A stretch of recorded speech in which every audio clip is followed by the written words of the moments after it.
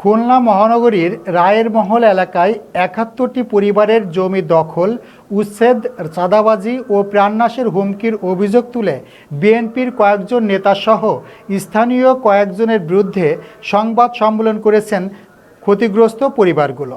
প্রতিনিধি কাজী আতিক জানান, মঙ্গলবার দুপুরে খুলনা প্রেস ক্লাবে আয়োজিত সংবাদ সম্মেলনে ৭১টি ক্ষতিগ্রস্ত পরিবারের পক্ষে লিখিত বক্তব্য পাঠ করেন মুসাম্মদ ইরানী খাতুন।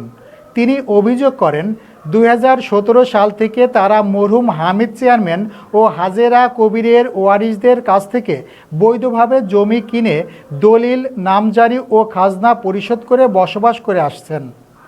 কিন্তু হামিদ চেয়ারম্যানের ভাইয়ের ওয়ারিশরা আদালতের একটি রায়ের কথা বলে বিএনপি সংশ্লিষ্ট নেতাকর্মীদের মাধ্যমে তাদের ৫টি বসতবাড়িতে তালা ঝুলিয়ে জমি দখল করেছেন।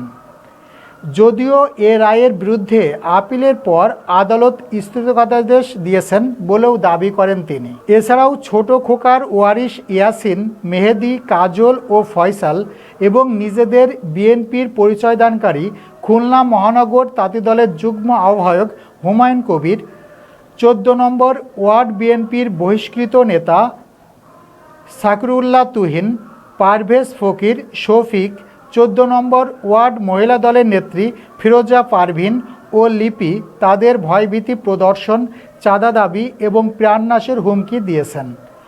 অভিযোগ দিতে গেলে অভিযোগ গ্রহণ না করে উপর মহলের চাপ আছে, আপনারা স্থানীয়ভাবে সমাধান করেন বলে জানায় থানা পুলিশ। ক্ষতিগ্রস্ত পরিবারগুলোর নিরপেক্ষ তদন্ত, নিরাপত্তা ও বৈধ অধিকারের সুরক্ষায় সরকারের হস্তক্ষেপ কামনা করেছে। আমাদের শিশুদের লেখাপড়া করা হচ্ছে, নারী, শিশু ও বয়স্ক সদস্যরা চরম অনিশ্চয়তা ও নিরাপত্তাহীনতার মধ্যে দিন কাটাচ্ছে। মাথা গোঁজার খাই হারিয়ে আমরা অসহায় অবস্থায় জীবন। আমরা বিশ্বাস করি আইন সবার জন্য সমান, তাই আমরা কোনো ব্যক্তির বিরুদ্ধে বিদ্বেষ নয়, বরং আমাদের অভিযোগের সুষ্ঠু, নিরপেক্ষ আইনসম্মত তদন্ত চাই এবং আমাদের বৈধ অধিকার সংরক্ষণের দাবি জানাই।